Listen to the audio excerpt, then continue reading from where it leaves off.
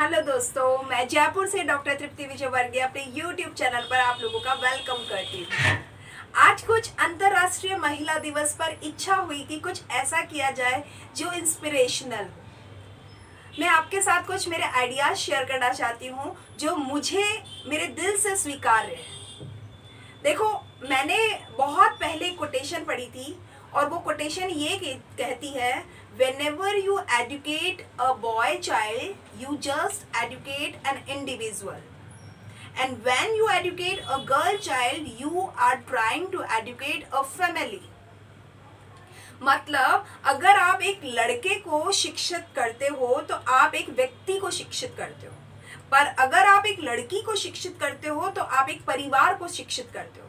उस समय तो शायद मुझे सिर्फ पसंद आई थी, पर इसकी गहराई समझ नहीं थी। आज इस कोटेशन की गहराई समझ में आती है।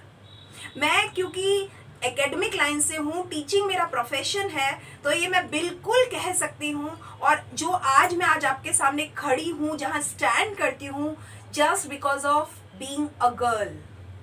आज मैं गर्ल हूँ, आज मैं फेमिनिस्टिक जो जेंडर है और उसमें जो आपके परिवार का सपोर्ट मिलता है, चाहे वो मैट्रिनल हाउस हो चाहे वो पेट्रिनल हाउस हो, उन दोनों तरफ से जो आपको सपोर्ट मिलता है बीइंग अ गर्ल, ये आपकी बेस्ट किस्मत होती है। I am very lucky. मुझे ये बात मानने और स्वीकार करने में प्राइड फील होता है कि मुझे मेरे पेरेंट्स बहुत अच्छे मिले। मुझे मेरे सिबलिंग्स हैं, मेरे भाई बहन हैं, वो मुझे बहुत बेहतरीन मिले। शादी हुई तो जो मेरे पैट्रनल हाउस है, अब मेरे इन लॉज हैं, ये लोग मुझे बहुत अच्छे मिले और इन्होंने हमेशा मुझे आगे बढ़ने के लिए कहा। मैं सच बता रही हूँ, मैंने कभी नहीं सोचा था कि मुझे लाइफ में क्या करना है। बहुत ज़्यादा फोकस्ड नहीं थी, बस अच्छा करना है, जो सामने है वैसा करना है, ऐसा ही है। आज भी ऐसा ही है। बहुत ज़्यादा हाई एक्सपेक्टेशन नहीं है, लेकिन जो काम करना है वो शिद्दत से करना है, बस इतना ज़रूर है।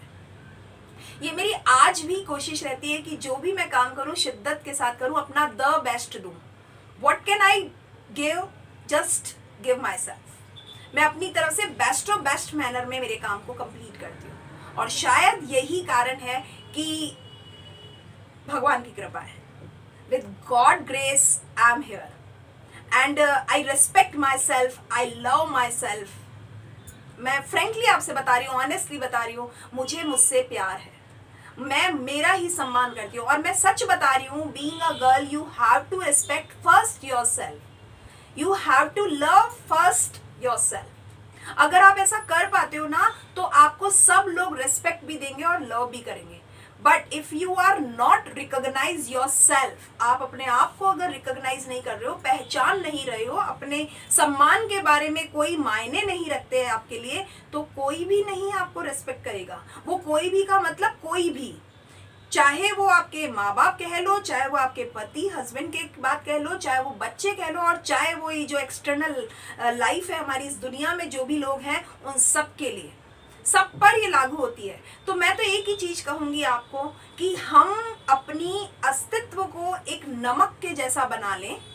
जैसे नमक जो होता है, अगर किसी भी सब्जी में या किसी भी खाने की नमकीन चीज में अगर वो नहीं डले ना, तो वो हर चीज बेस्वाद है, और अगर एप्रोप्रिएट डल जाए ना, तो वो उस चीज का स्वाद को बढ़ा देता है।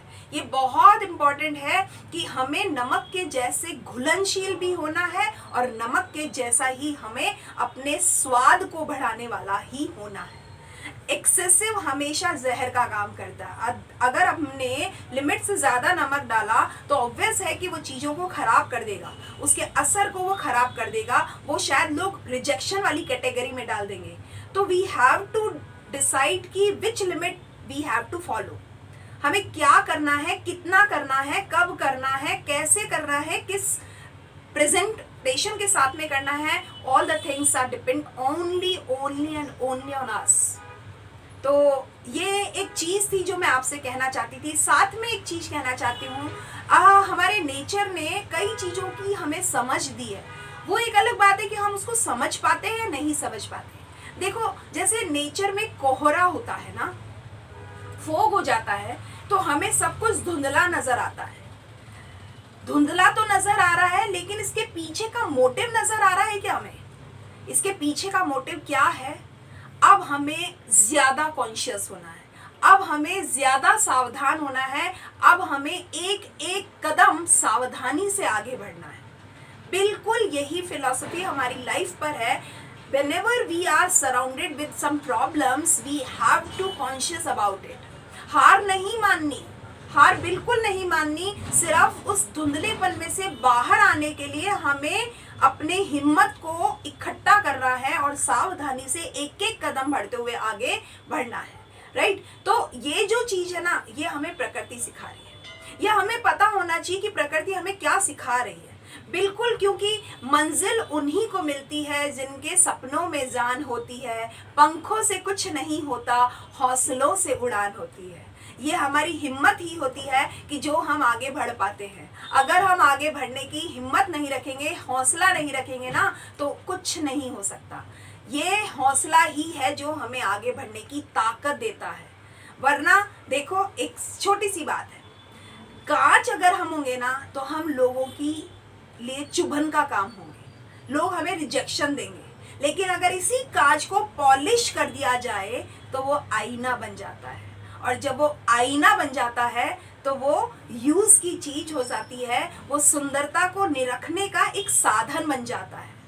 तो आप अपने आप को कांच नहीं, आईना बनाइए, पॉलिश कीजिए। whatever you have, whatever you are, which traits you are given from the God, just polish them smartly.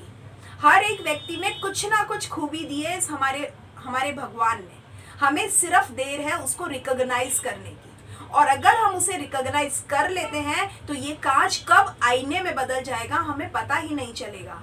और इस कांच से आईने का सफर थोड़ा सा संघर्ष भरा तो होता है, क्योंकि एक्चुअली हमें रातों से लड़ना होता है, बातों से नहीं। अगर हमें रातों से लड़ने की हिम्मत है तो लोगों की बातों का कोई फर्क नहीं पड़ेगा। ये लोग ही होते हैं जो हमारी निंदा भी करते हैं और हमारी फिर बखूबी तारीफ भी करते हैं। डिपेंड करता है, वो निंदा तब करेंगे जब हम कांच रूप में होंगे, और हमारी तारीफ तब करेंगे जब हम आईना रूप में होंगे। तो जस्ट मेक यू आईना, मिरर बनाइए अपने आप को। आज के लिए इतना ही। Thank you, keep watching my videos regularly. Thank you.